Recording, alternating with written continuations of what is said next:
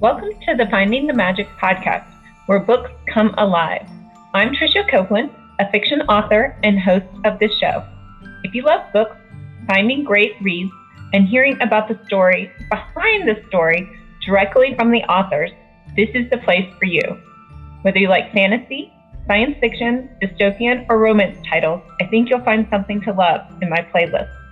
Listen in to discover something magical about a book or two today. Welcome, Lindsay. Hi, thank you for having me.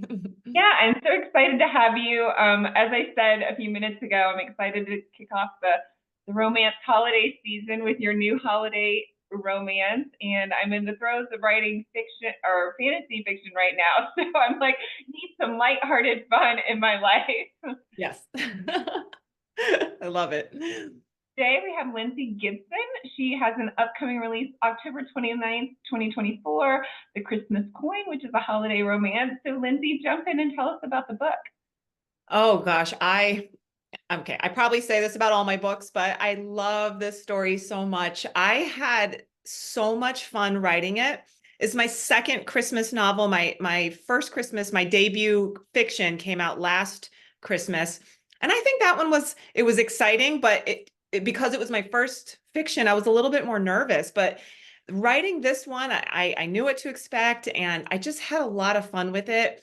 And I'm just so pleased with how the story came out after going through all the edits. But this story follows Amelia Collins, who's a professional ballet dancer. She's also a dance influencer online, a model. So she's done all the things around dancing, and so that's all she's ever known until she has a career-ending injury on stage, which resulted in her final performance as a professional dancer. And she's like in her mid-30s. So she really wanted to squeeze out an extra 2 or 3 years, because in dancing, and all the research that I've done, it's different for every dancer, but it oftentimes ends in their 40s, because of how stressful it is on the body and things like that's like an athlete. But for her, it abruptly ends, and she needs to figure out what she's going to do. She did not expect that to happen so fast. So even though she had kind of planned maybe what she would do after her dancing career ended, not that quickly. And she also is dealing simultaneously with a twin brother who is ill. So she has a lot on her plate, and she has to, move forward somehow. So it's a story that follows her and what she does, which ends up being a quick move to the countryside. So the story starts in New Haven, Connecticut, which is, I'm from Connecticut. I grew up 40 years in New England. So I'm excited that it's Connecticut, because I have a lot to say, a lot to share about that state. And she moves to the countryside in northern Connecticut, and she buys a farmhouse, an 1870 farmhouse, pretty much on a whim because it was such a low asking price. And she decides to change everything. She has no plan. So she moves forward without this plan. And she starts to question herself when she gets there. She's like, what did I do? Because she's a single woman. It's overwhelming, right? I don't think I could even do that. And it's a historical home. So she's learning about that. And this story is a dual timeline. My first Christmas romance was a dual timeline as well. The readers loved it. I loved writing it, and I decided to keep going with that theme. And you're going to learn about the house alongside her and how she navigates moving forward. She finds this coin, and it looks valuable to her. It's a British coin. And she's like, this doesn't belong to me. So I'm going to go into town and see if I can get this coin back to its rightful owners. The house was only owned by one family up from 1870 when it was built all the way through. And once she finds this coin, things just start happening for her, but it's hard for her. She has to really lean into that. And so the reader is taken through that journey with her, like I said, alongside dealing with her brother and that special, he's a twin. So it's a very special, really, I'm not a twin, but it was fun to write about them.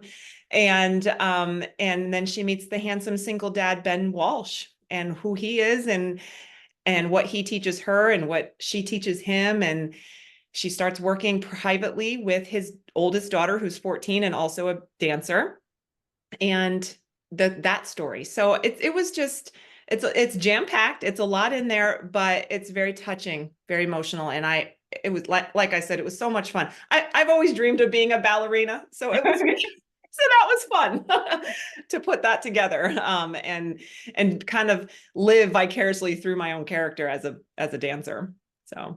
Yeah, I was gonna. So I got the Connecticut connection. You grew up there. I've never been there. I've always wanted to visit that part of the country. And me and my mother-in-law always said we were going to open up a bed and breakfast and cook bagels and pizza, in the north, somewhere in Maine or the Northeast, right? It hasn't happened yet, but I'm still waiting. Yes. I kind of get that vibe of buying the old house and fixing it up, and that was the perfect time for that character. But the dance, it seems like it was kind of a childhood dream for you. And yeah, I danced the Nutcracker, I think maybe in like elementary school, early middle school, before I stopped dancing. And so I definitely have some nostalgia with that, just remembering my time dancing with the Nutcracker. So I always go and see the Nutcracker. I have 3 daughters. So, and I have a little ballerina one who loves to dance. And so we love going to see the Nutcracker. And so it's a Christmas story. I had to throw that one in there as well. And so I had to really catch up on my ballerina terms as I was writing this story. But I love how you said pizza, because I live in South Carolina now. We're here for about 3 or 4 years. My husband had a job change and I miss the pizza. Can't find it up down here, but that's okay. So that's kind of what Connecticut is known for, some food, but pizza is one of it. Oh, I didn't even know that. I was just like, pizza is my favorite food. So if I'm opening a restaurant, there's going to be pizza. Oh yeah, and you'll find lots of that in New England. Oh, that's good to know. I'm putting it on my list. Yeah, so talk to me about the dual timeline. Are you going back to where the original family lived there? Yeah, so the story opens up with the woman who built the home. She traveled over from Ireland. She lost her husband on the ship traveling over, and that happened a lot in the 1800s. And she came to America, but then she finds that she's pregnant when she gets here, and she finds her way to Connecticut to do some seamstress work. And her farmhouse was built, because back then colonies got together and let's build this home for her, and they did. And so it starts there, and then you'll see with each flashback scene or historical scene the progression of this house, the progression of the coin, and what it means to this family and what it has done. So it's kind of like you're going to learn Amelia's story and follow her, and then you're also going to follow along with this farmhouse and its history. So That's neat. Did you do a lot of research on that colony and what it would have been like to live in that time? yeah, so I'm a history lover. I just absolutely, and being from New England that is packed with a lot of history, it's always fascinated me, even as a child. And so I think I learned more though now, researching for these novels, than I ever did in history class growing up. And so I already knew a lot, but I had to research, specifically for this, just like I did with my debut novel, for that time period, and each time period moving forward. What was popular then? What were they wearing? How did they talk? Things like that. And what was the traditions and customs around Christmas? Because that changed from 1800s going into the 19th century. So everything changed. So a lot. When you do a historical anything, you got to put a lot of research into it, but I think that's fun. I really enjoy doing it. Neat.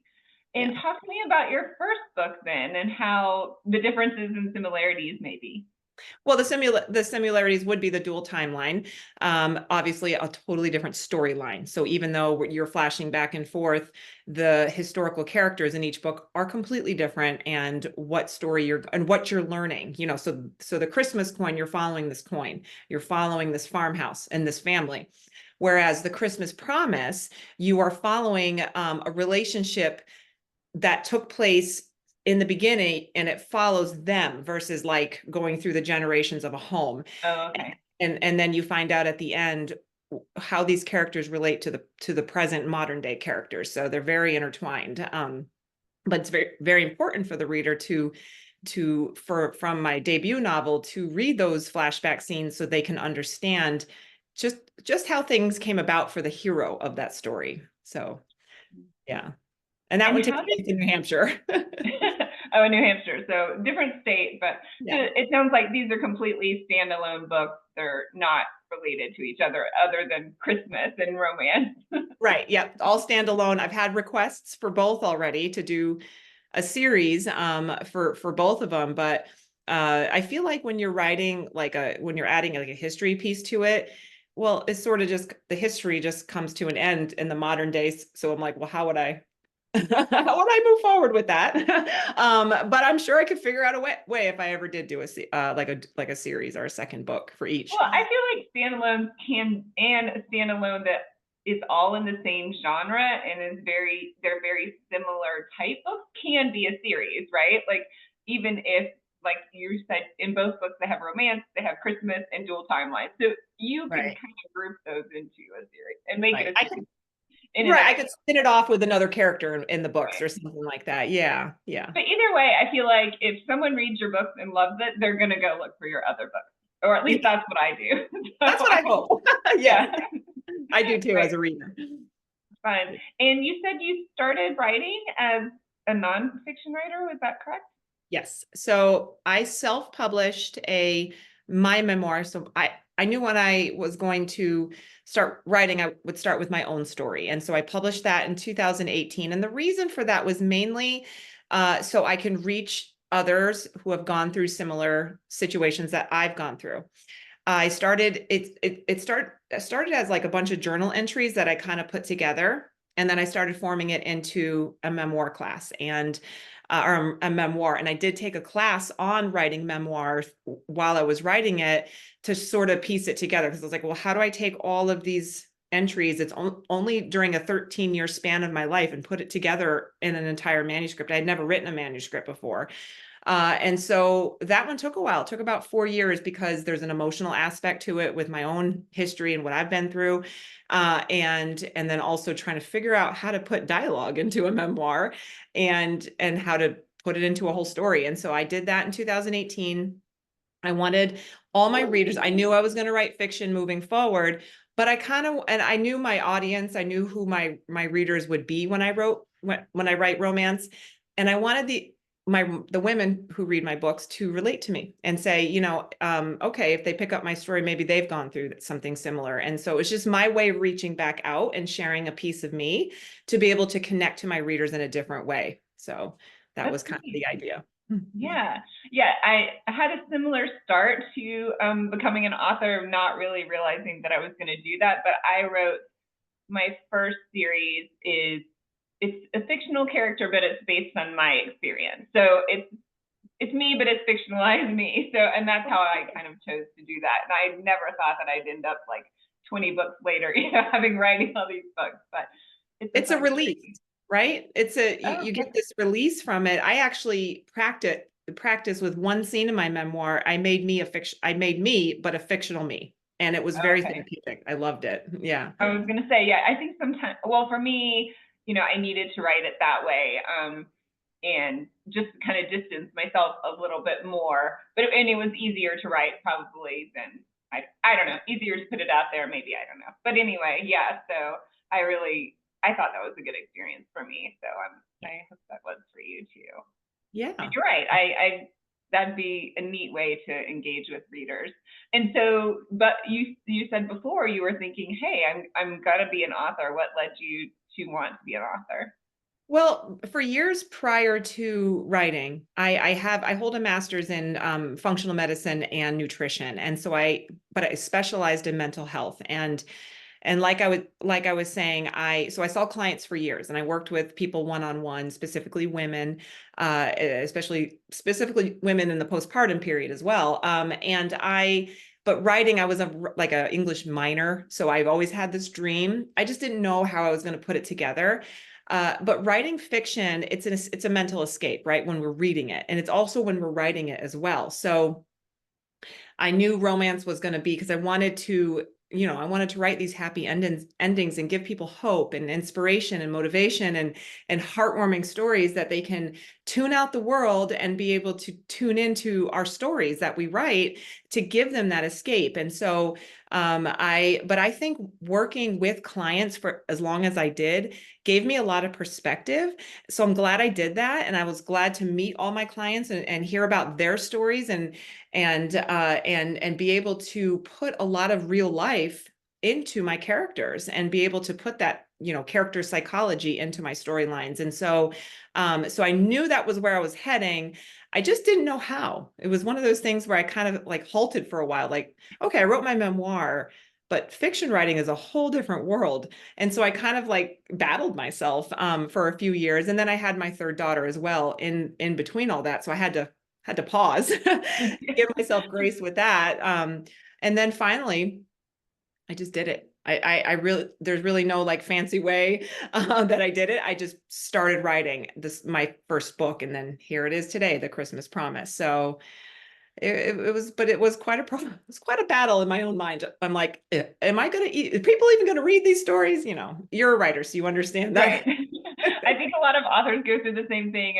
And people ask me, well, how did you just do it? I'm like, you just have to do it. Just start. Wherever you start, just start it. So. That's right. And who is your publisher? I'm published through Harpeth Road Press. The founder is Jenny Hale. She's also a romance author. She's been doing it a lot longer though. And she had a dream to put Harpeth Road together, and here we are. I think she's got like 10 authors now, and I think she founded it or started Harpeth Road in 2021, I want to say.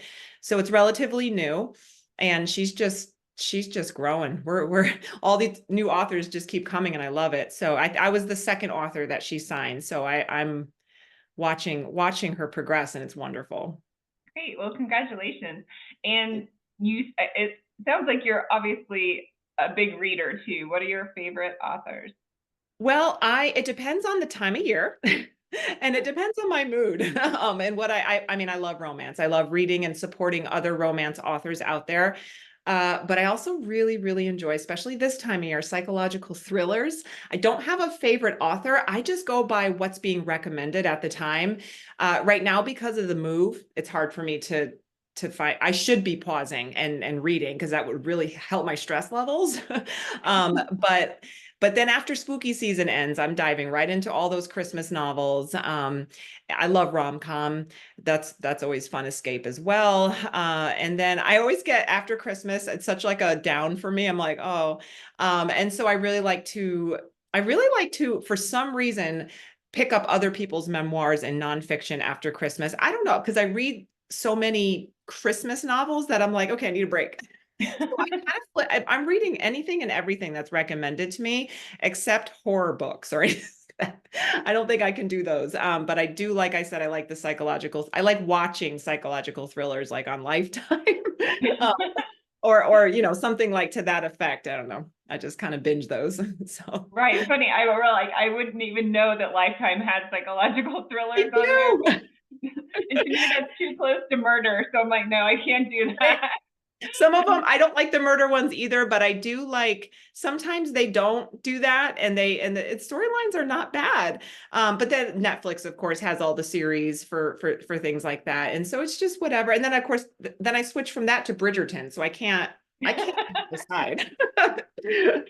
No, I'm the same way too. And I'm a big audiobook listener. So if I'm doing a chore, I have my audiobook on. So it makes the day go by a little faster.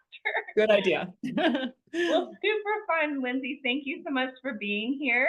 Your new release is coming out very soon, like in a week from now, October 29th, 2024. Yep. But we will look for it for the Christmas holiday reason, A Christmas Coin by Lindsay Gibson. Tell us where we can find you and your book. I'm everywhere. So on social media, like Instagram, Facebook, even TikTok, author Lindsay Gibson, Lindsay with an A. And then, I always say Twitter, I'm sorry, X as L Gibson author. And and then lindsaygibson.com is my website. My newsletter tells you when all my upcoming releases are coming. And then I always do like sneak peeks first for my newsletter subscribers and special giveaways and things like that. Oh, fine. Well, we'll all be looking to subscribe and read your upcoming book. Thanks for being here, Lindsay. Thank you so much for having me again. Bye. I hope you enjoyed this episode of the Finding the Magic podcast. I'm your host, author and podcaster Tricia Copeland, and I love getting behind the scenes. If you like the podcast, make sure to subscribe and stop in each week to discover new authors and books. Thanks for listening, and until next time, keep finding the magic.